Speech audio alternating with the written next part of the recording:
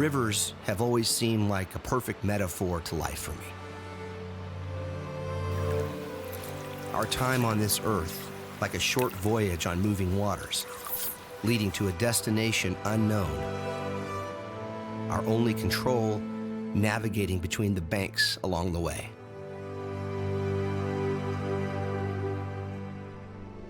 With unexpected rapids and calm, slow-moving waters that can lead to a river's fork we might not otherwise have explored. This is the Kenai River in central Alaska, a place where salmon runs and wild beauty draw people from far beyond these glacial waters, coming here to catch fish. Look at that. Leaving this place with so much more. We've come to the Kenai Peninsula to tell a story of love and loss that has inspired new journeys for those in search of what Alaska can be. We've come to the Kenai to capture its beauty in camera and share the magic of Alaska with friends and family here for their first time. From a hike into the woods not far from the river's edge, to discovering seaside towns with historic stops and personalities tough to forget. Did you guys see Dave or Zach? Not a hide nor hair. Adventure on the Kenai is easy to find. The trophy rainbows that follow the salmon upriver tend to be a little more challenging. All right, so Conley's on we think it's a rainbow. It's giving him a little bit of a fit. But one thing sure to happen when you come to Alaska is the way places like this change you inside. A realization occurs that you're now somewhere special. A place still wild and filled with wonder. He's got a beast! Let him go? No, he's going downtown on you. Hang on a second. The turns in the river we're on today that led us here happened because another journey ended too soon. A strong connection Cameron Pius had to the Kenai now lives on in a lodge built to honor his memory. The cycles of life on an Alaskan river are tough and wonderful and constant, and now can be known by those who come here, who let it in, and then pass it on. When you travel, the world becomes a smaller place. When you explore with friends that share a love of photography, destinations come to life. Are you not entertained? We tell the stories of travel with our cameras, capturing images of the most beautiful places on Earth. But every adventure reveals more than what's found in the frame. The people, the food, and the unexpected turns that happen on every journey. Let him go? No, he's going downtown on you. Hang on a second. Brings the full experience of travel into focus.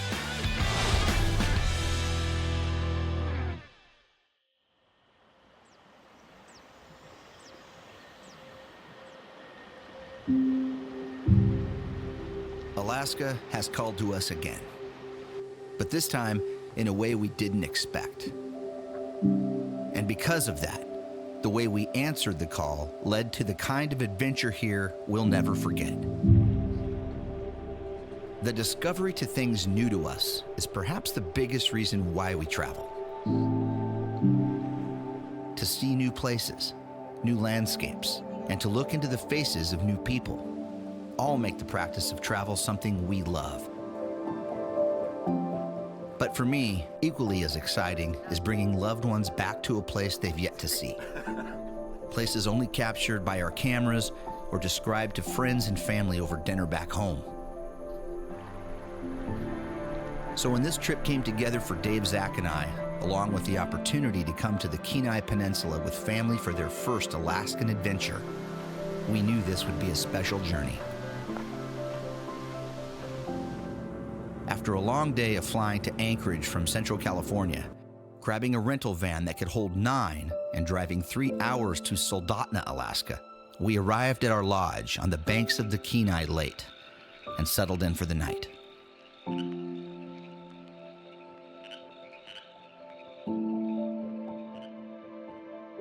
I had recently become friends with Brent Pius, a home builder in Shaver Lake, California. As I got to know Brent better, he opened up about a tragedy in his life.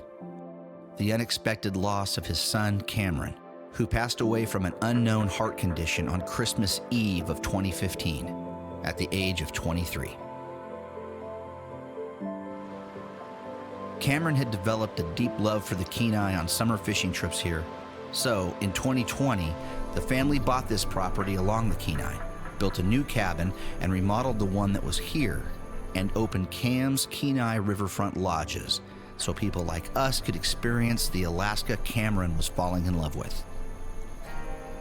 It became a way for his family to heal while honoring the memory of Cam in a way he would love. With an early Alaskan summer sunrise lighting up the river, we hit the water with cameras and fishing gear to start the day.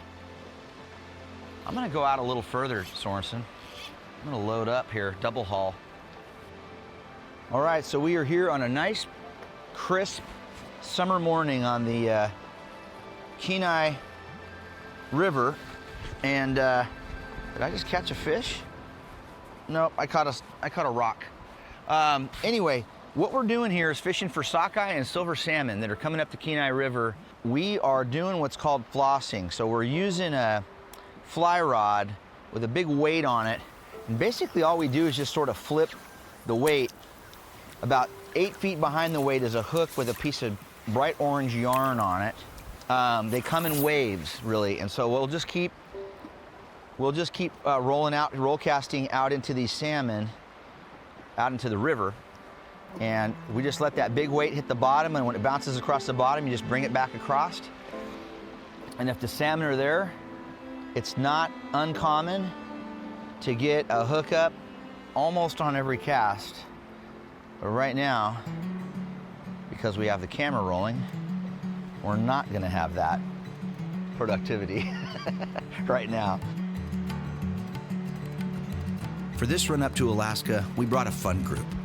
My good friends and regular travel buddies, the Big Leones, my fishing pal Jeff Sorensen, and my wife Jill, who has never been to Alaska before. As the morning sun warmed the banks of the river, everyone hit the fishing platforms Brent put up to make access to the shore easier to navigate. Even though the Kenai is big, the fish typically migrate upstream right next to the bank, where the power of the current is easier to swim against. Okay, breakfast. Biscuits and gravy. Oh, god dang it. Okay, they're a little further out, Sorensen. I'm getting bumps on them. Once we got the whole flossing technique down for these sockeyes, fish started stacking up on the bank, and everyone began to ease into the beauty and magic of a summer day in Alaska. Oh, nice. Zach and Dave are busy grabbing detail footage of the property, but I wanted them to experience the fight these sockeyes can put up against light tackle and a fly rod. I got Boomer in the water first, and it didn't take long for him to hook his first salmon. You got one? Yeah. Okay. Oh! Okay. Now, let the line out. Yeah. Let it go. Oh, dude. That was awesome. Good. Now start reeling him back. So drop the rod. Yeah, I can feel him coming a little bit. Drop the rod tip and reel in as you drop, and start fight him back a little bit. Good, good, good. Now, use the pole. Yep. You got it. Don't rush it. Don't rush it. Got him, dude. Boom. Dude. Oh my God. That's a pig, Dave. That's awesome. No, dude, that's a pig. That is a pig silver, dude. That's why you had That is amazing. That is amazing. Zach, Dave, and I decided to sneak away from the lodge for a while to explore a nearby wildlife refuge, just a short drive from downtown Soldotna nearby. This is Zach's first time in Alaska as well, so I wanted him to experience the beautiful wooded areas that are a dream to hike through in this part of the state in summer. I've been wanting to come here for a long time, actually. This is really cool. Yeah, and you're seeing a really good example of what temperate forests are like here in the Kenai. Yeah, I mean, it's green, very green, obviously, compared to where I'm from at this time of the year, but it's nice and cool. The weather's great. Man, it's clean. The air's nice. Color everywhere. Yeah. Access like this into these temperate forests is an easy way to capture the detail of the wooded areas of the Kenai Peninsula. Slowing down and immersing ourselves into this forest and enjoying the photography here is what brings a deep appreciation for places like this.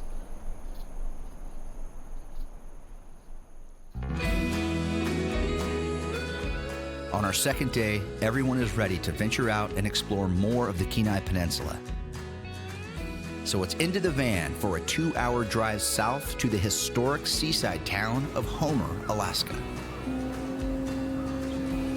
Along the way, there are lots of places to stretch your legs and take in some of the stunning scenery of central Alaska and capture moments of what everyday life here is like.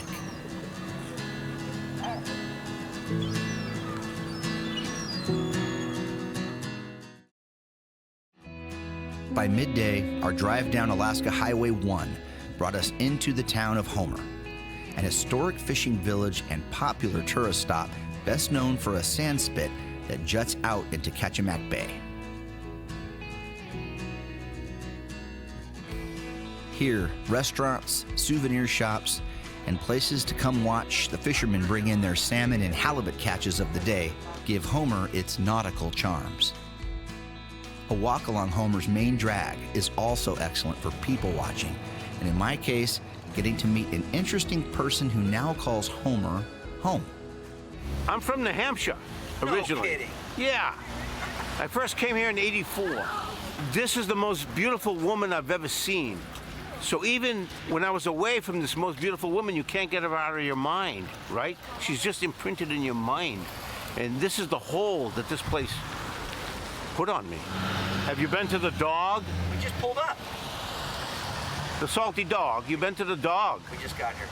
Oh, you gotta go to the Salty Dog. If you don't go to Salty Dog, you don't get your ticket punched, you can't leave the community. What part is this? We called this the Spit. Where are we right now? It's actually called the Spit. It's actually called the Spit. And in 1962, in an earthquake, it was 64. actually inundated with salt water, and the took trees a long died. time for grass to grow again. Okay, well, so and this is the main barrier between the Pacific Ocean and the harbor? Is that right? Well, kinda. This is where Cook Inlet is going to hook up into the Gulf of Alaska. Oh, Cook Inlet. Kachemak Bay, Yeah, Cook yeah. Inlet opens up into the Gulf of That's on the other Alaska. side. I get it. No, I get it. This is a great look. We just landed here, just got here today, just drove in. We're shooting around. In fact, Dave and Zach are somewhere. I haven't even seen. Did you guys see Dave or Zach? Not a hide nor hair. You don't even know Dave or Zach? No. Didn't even know him.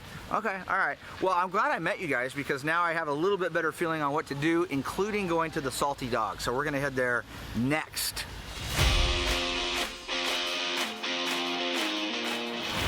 The must-see stop on the Spit in Homer is the Salty Dog. On the outside, it doesn't look like much, but slip past the doors and you're transported into another world.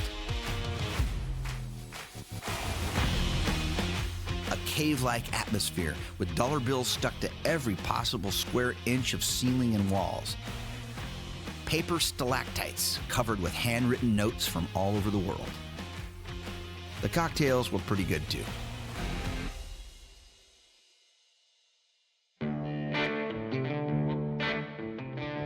Back at the lodge for another shoreline fishing session as the long light of an Alaskan summer day slowly stretches shadows over the forest. Now, anytime that you're camping or just hanging out in a lodge like this in the wild, food is always a big part of the fun. Cooking together in the decked-out kitchens at Cam's Kenai Riverfront Lodges is a group effort, and lucky for us, we've got a couple expert chefs laying down gourmet cabin spread about every 2 hours. No one will starve on this trip. Just can't wait. Can't stop eating. Sorensen has been busy cleaning our catch almost non-stop as Zach tries his luck with fly rod in hand. The flossing technique has a pretty steep learning curve, but once you feel it, you figure it out quick. Okay, now get him on his reel. Get him on the reel. Get him on the reel. Go, go, Let go of the line. Let go of the go. line. Now you're fighting him. Oh my God. Now hold up. Hold him on the reel. Now let him go. Let him go. Let the line go. Rod tip high. He's gonna go. Dude, he's got a beast! You let him go? No, he's going downtown on you. Hang on a second. Hold on. You gotta Okay, I'm gonna help you. Zach got into a nice fish that was full of spirit and started to make a pretty good run downriver. Okay, this is gonna take a while because you're into the freaking hog. No, he's a hog. He's a full-fledged hog. Being a part of Zach and Dave's first salmon catch is something I'll always remember, and exactly why this lodge was built. He's gonna run. Gotta let him go? Yeah. Cam's love for fishing and sharing moments like this with friends and family is preserved in a place where only these kinds of memories can be made. Pick him up. Got him. Hold on. Zachariah! Welcome to Salmon Town. That's awesome, dude. Wow. Stand up. Here we go. Oh my 1, gosh. 2, 3. Boom. Okay, Boom. Zach. Throw him in. Okay, no. Look at me. Yeah, get it all. Ready? 1, 2, There you go. Go. 5. Oh, yeah! 5. Good job, Zach. I've heard stories before about giant rainbow trout that could be caught on the Kenai as they follow the spawning salmon runs upriver, feeding on eggs laid by the salmon that are washed out of their gravel beds. Brent Pius suggested we hook up with one of the best guides on the river to get us on these mythical trout, while also having the chance to explore the upper reaches of the Kenai by boat. Bones the dog is digging the ride right now. Longtime Kenai River guide Ian McDonald and his trusty dog Bones welcomed Zach, Jeff, Conley, and I aboard as we began an 11-mile run upriver in search of a monster catch. So we're on the middle Kenai right now, putting in at Bing's Landing. This is the most accessible roadside stream, most fished accessible roadside stream in Alaska, with over millions of fish that come in here every year. It's super important because majority of Alaska harvests their fish out of this river. It's really special because it has huge numbers of sockeye that come in. This year being unique, it has over 2 million fish that have entered the river to spawn. We all liked Ian right off the bat. His laid-back style and knowledge of the Kenai ecosystem drew us into the adventure. And skimming upriver on these turquoise waters gave us a new appreciation for the river.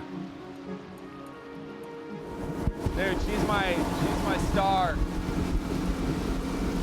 And I gave her a bath today too.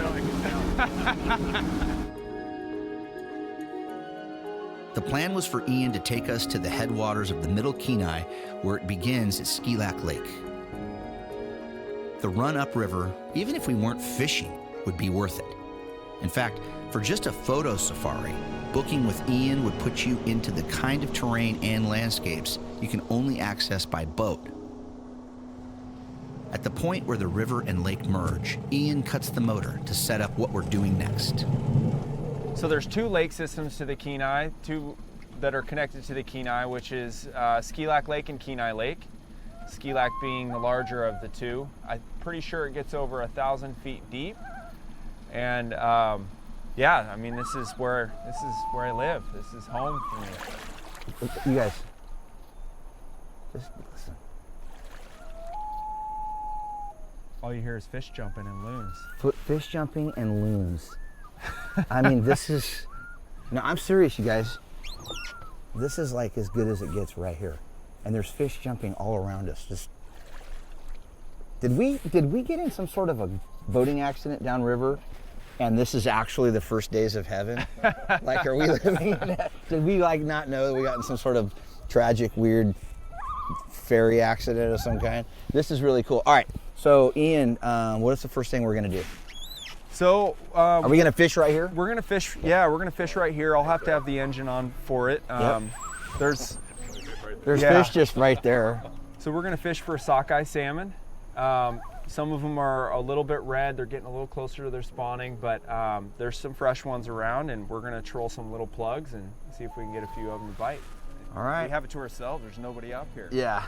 This is awesome. Do your thing, man. This is All right. awesome. When the sockeye are in the river or the ocean, they typically feed on phytoplankton and krill as filter feeders. This means they won't hit large spinners or lures downstream. But here, for some reason, they will hit a certain kind of lure that Ian is trolling, and it doesn't take long to get into the action. Well, what you're seeing right here, folks, is what we call in the fishing world a double, meaning Ian put us in a really good spot, and we've got 2 hookups. So Jeff and Conley are both hooked up on sockeyes, and the trick now is to keep them from getting tangled from each other. Conley looks like he's gonna, oh, he lost it right at the end. I was trying to all right. for you, Jeff. That's all right. Always old news now. All right. Yep. Look at that. That's fine netting ability there by Ian. Didn't see any of that back at the camp. No. The beauty of this remote part of the Kenai has transported us to a completely different mindset. Ian finds a secluded stretch of gravel on Skilak Lake to make a fresh salmon shore lunch for us.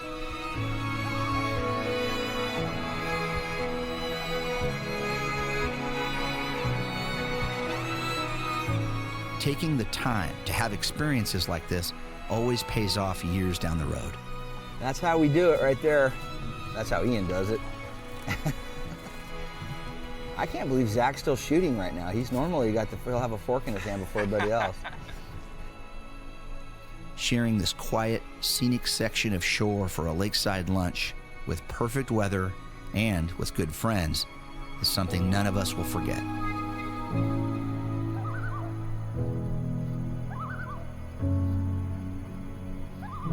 Now, headed back downriver, Ian is changing tactics to try and fool one of the monster rainbow trout that are in this river.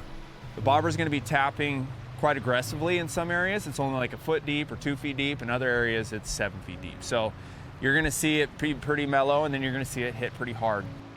The action in this part of the river was fast and furious, but mostly the guys were catching dolly vardens, a smaller trout-like fish that puts up a good fight, but nothing like a 30-pound rainbow we're hoping for. Any day on the water is a good day, and with an unforgettable experience under our belts on the Middle Kenai and new friends made in Ian McDonald and Bones, it's time to head back to the lodge as the day winds down.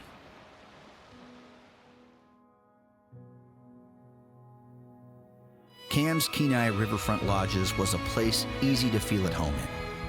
The layout in the matching cabins is warm and inviting, with comfy beds and great views of the river. The fishing platforms are just steps from the back porch of the cabins, and as the sun begins to set late, there's time to find a few more sockeye to fight. Spending time together like this with the people you love is exactly why the Pius family built this cabin after Cam's passing. This is the life Cam was already living, and the way he would have wanted this place to be. On our last morning, Brent had told me to be sure to visit the memory post on the pavilion. Here, before guests leave the lodge, they come down and place a hook or lure into the post and hold one memory from their stay. It's also a time for us to think of Cam and say thank you. We didn't know Cameron Pius or even have the chance to meet him, but the legacy he's left behind in the spirit of this place, where families can come and share in the beauty of Alaska together, is something we'll always be grateful for.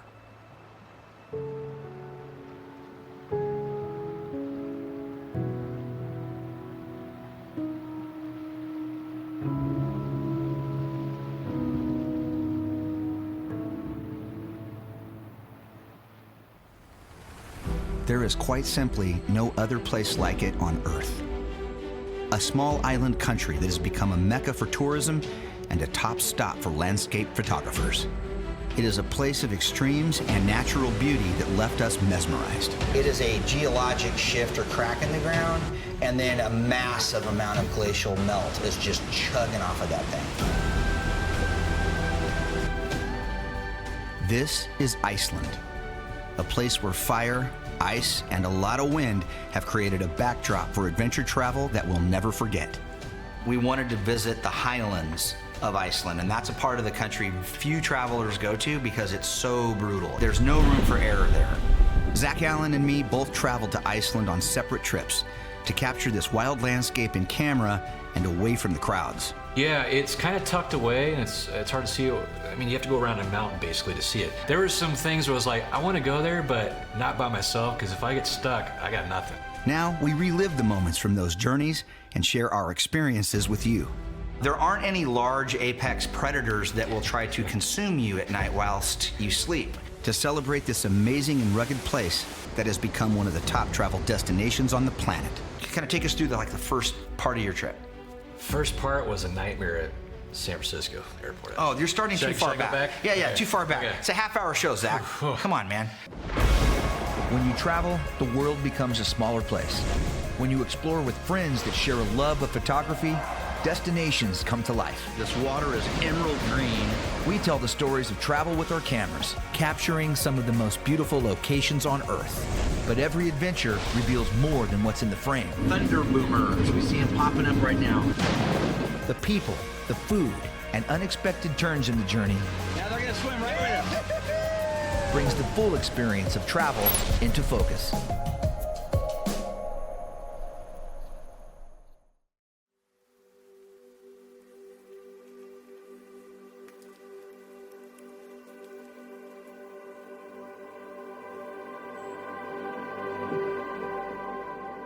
The landscapes of Earth are fairly predictable the more you travel.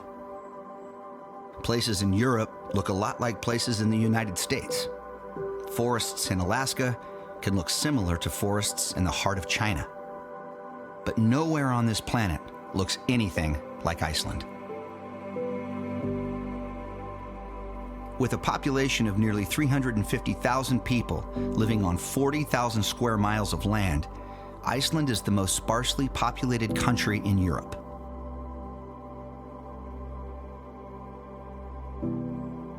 In the summer months, when tourism brings throngs of visitors, people who've traveled here outnumber the native population by 3 times. Yet most of the tourists that come here only visit a relatively small part of Iceland, close to the capital city of Reykjavik, leaving wide open, rugged, and stunningly beautiful places to discover, completely free of large crowds.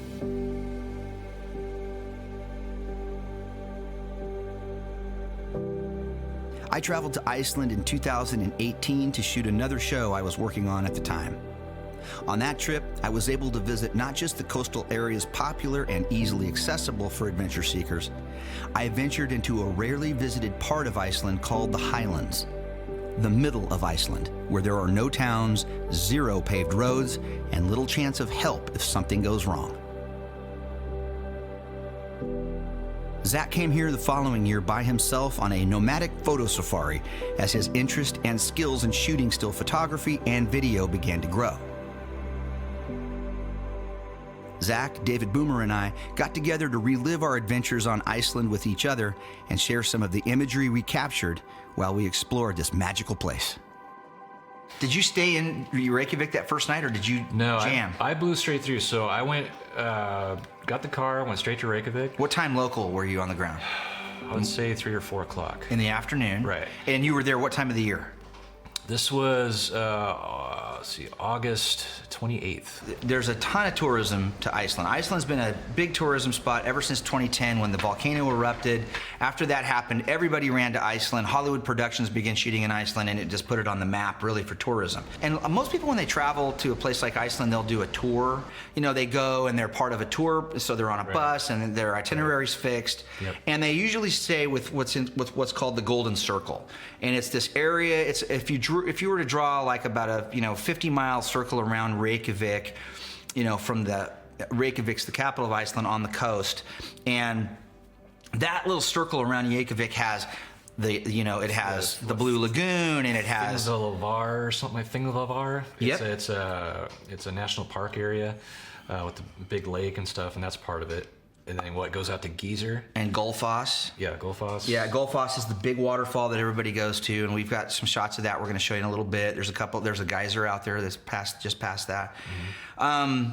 But you went down the coastal highway towards Vic? Eventually I did. Yeah, I remember Vic was a spot that I really want to go to after watching some of the stuff you guys got from the, the time you went. Yeah. But I ended up I went to Reykjavik, got some supplies, got some camping, food and all that stuff, stocked up, and then went from that city up to Thingvellir area, or where Gulfoss is.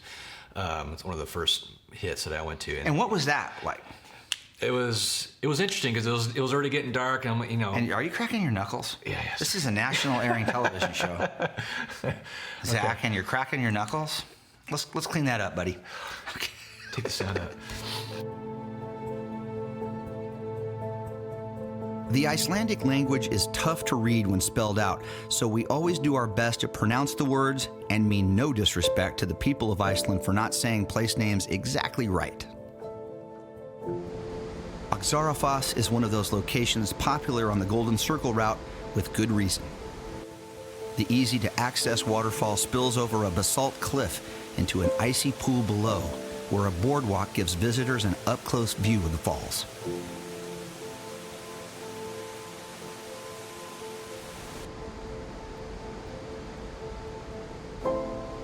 On my journey to Iceland, I think the amount and quality of the waterfalls on the island are what surprised me the most. There are literally thousands of waterfalls across the entire country, as water seemingly flows nonstop from every corner of this landscape.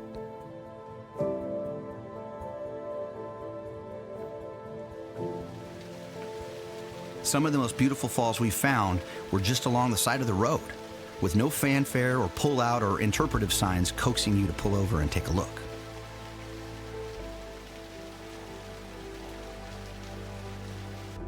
This is what Iceland is, a place of raw beauty that hasn't suffered the onslaught of human development that usually leaves places like this designated to national parks or preserves. Here, the entire country looks like this, and the people live in harmony with it.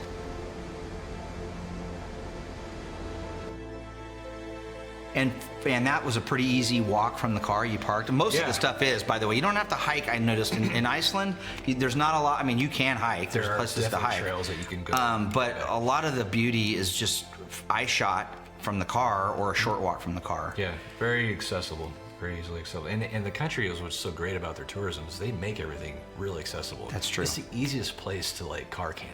Oh, it is. It is, and it's awesome too. It's very comfortable. It's just. Well, the thing I loved about it was you can car camp anywhere. You're not going to get harassed by some ranger. Hey, you can't be parked here overnight. They don't care. I mean, you can pretty much freedom camp wherever you want in Iceland. There are no bugs on the island. There's no mosquitoes. Yeah.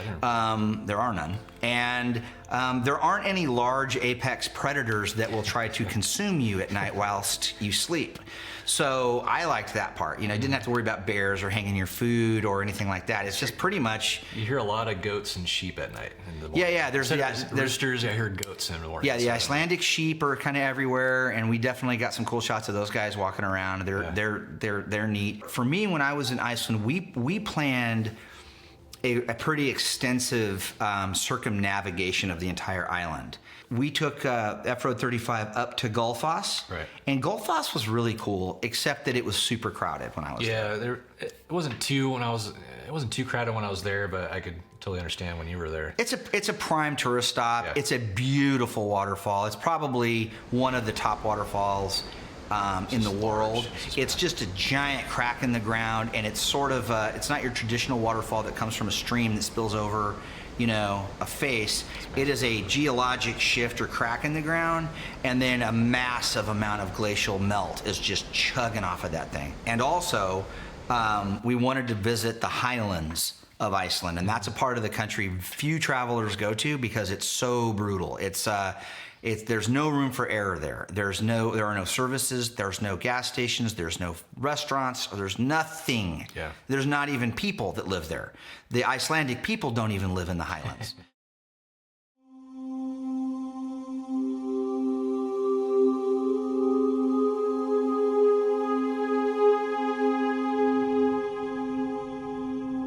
If the places on Iceland where most of the tourism is focused is considered raw and rugged, then this part of the country is a whole new level of wild.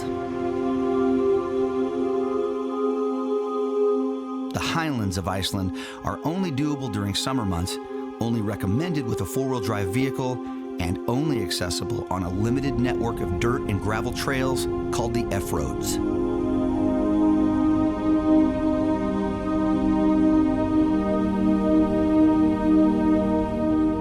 The warnings given by the rental car companies about venturing into the highlands probably scares off about 90% of the people equipped with common sense. The other 10% are too brave, too stupid, or like us, a little bit of both.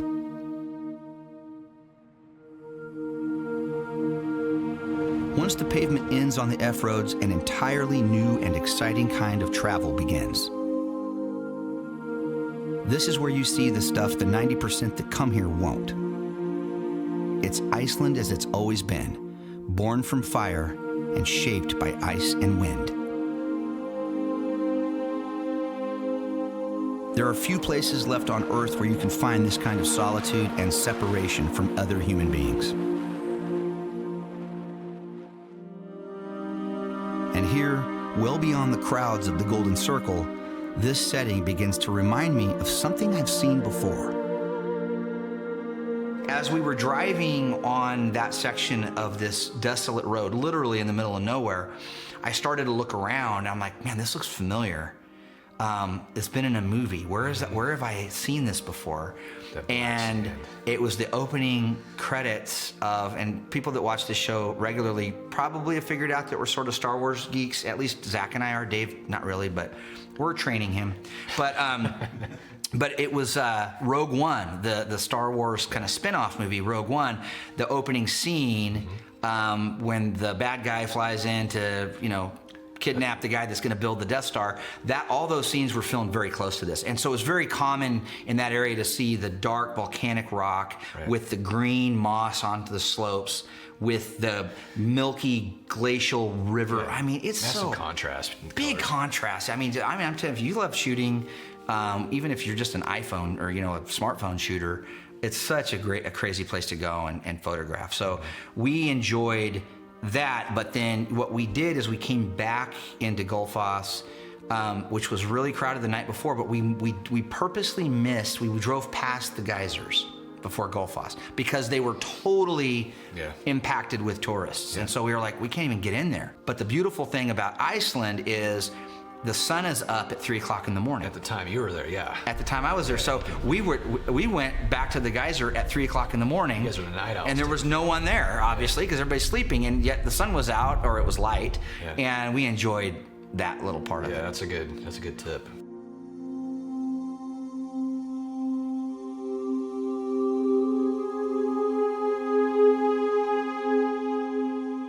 Zach's solo adventure here in 2019 took him in the opposite direction of my trip the year before, but along the same drive that basically loops around the entire country on a route called the Ring Road.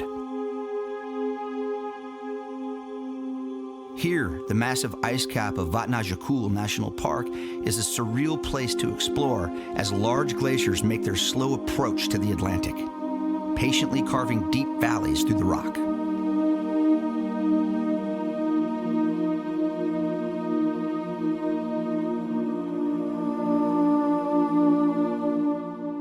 Glaciers like this are formed after thousands of years of snowfall compresses into dense ice, the weight of which becomes so great it begins to slide with gravity downslope, deepening the canyon of bedrock below it as it moves.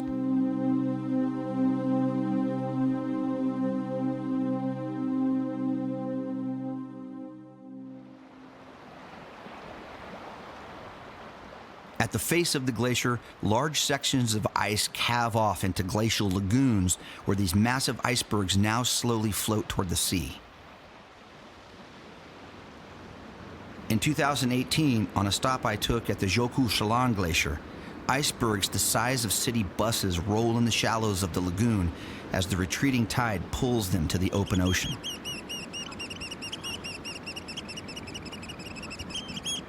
As the ice blocks roll on the muddy bottom of the bay, they stir up the sediment, attracting Arctic terns to the floating buffet of small aquatic creatures now exposed to the surface. The smaller blocks of ice are able to float into the surf and wash up on the sand, giving this popular stop its name, Diamond Beach.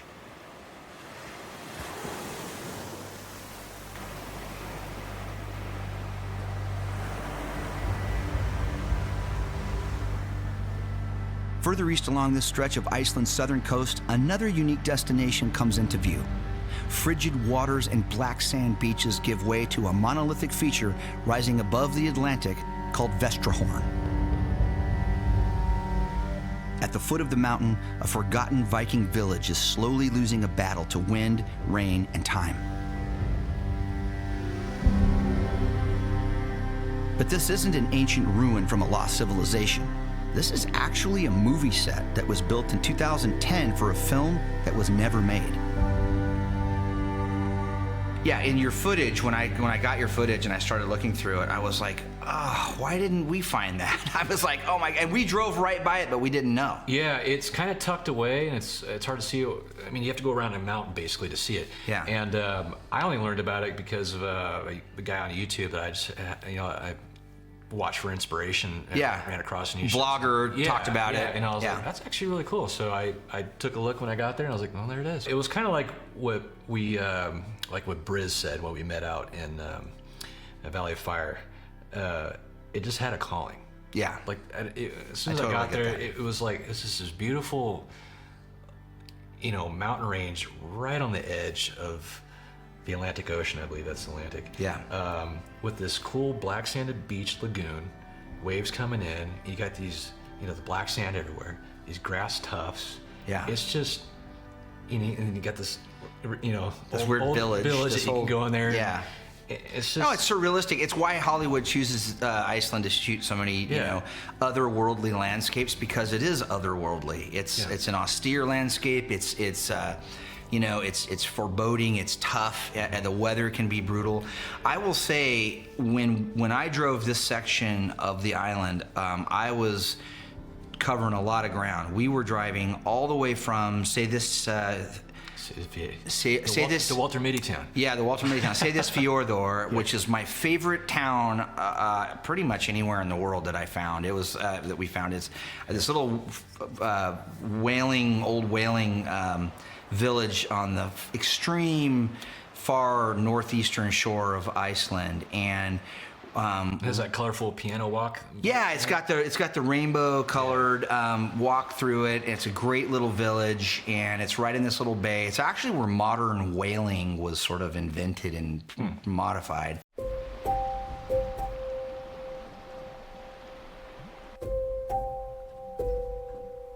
If you ever come to Iceland, make the extra effort to see this place. Say this Fjordor is removed from the main tourism circuit, so when you come here, you're interacting with the people that call this very special place home. On travels to the north side of the island, both Zach and I hit some of the same spots. Up here, the volcanic activity below much of the surface of Iceland makes itself much more visible as steam vents and large craters dot the landscape.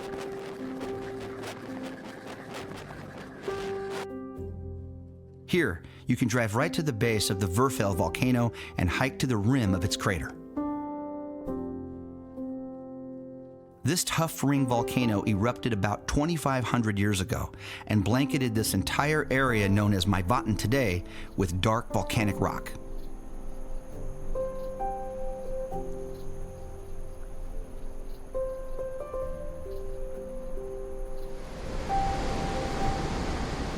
Further along this route, Zach and I both stopped at the most popular waterfall on the north side of Iceland called Gulfoss.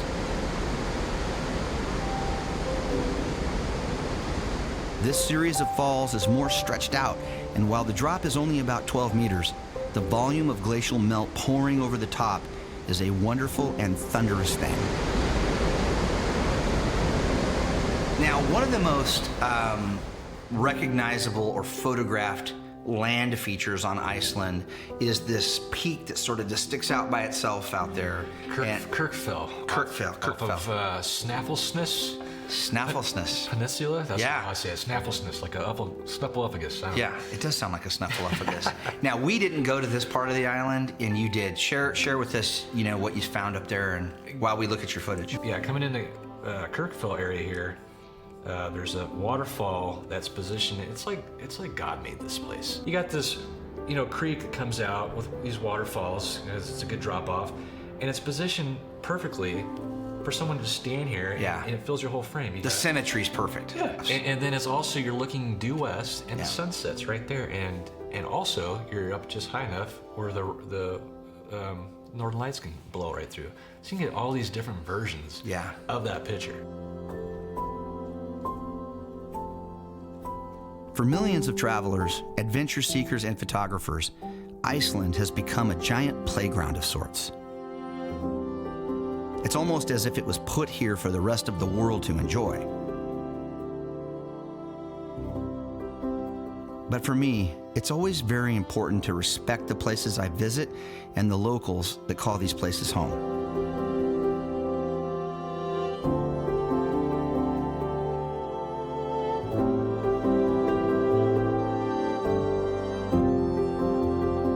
It's why one of my best days on Iceland was just exploring around the small towns off the main ring road to look into the world the Icelandic people actually live in.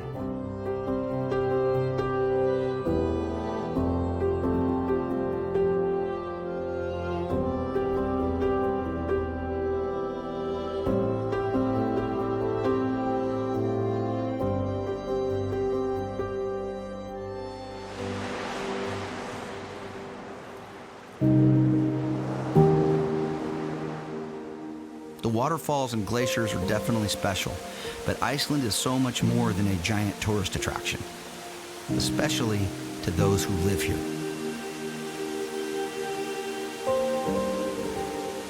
Understanding that and learning to appreciate it will make travel anywhere more fulfilling. And if you're a photographer, like most of us are becoming, respecting where you are will let you see a place like Iceland in a whole new light.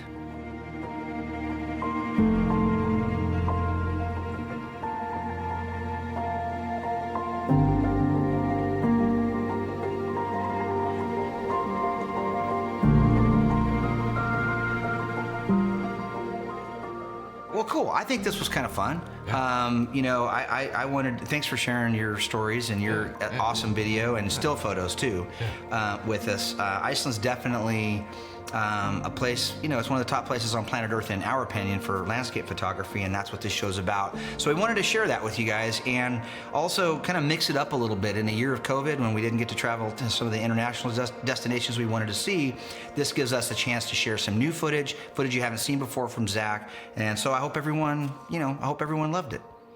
Zach, I did. Did you love sure. it? I did. Address the people in your camera. I hope. Well, I'll tell you what. I hope that with the reopening of the world, that other people can go and explore this great country, and others like it.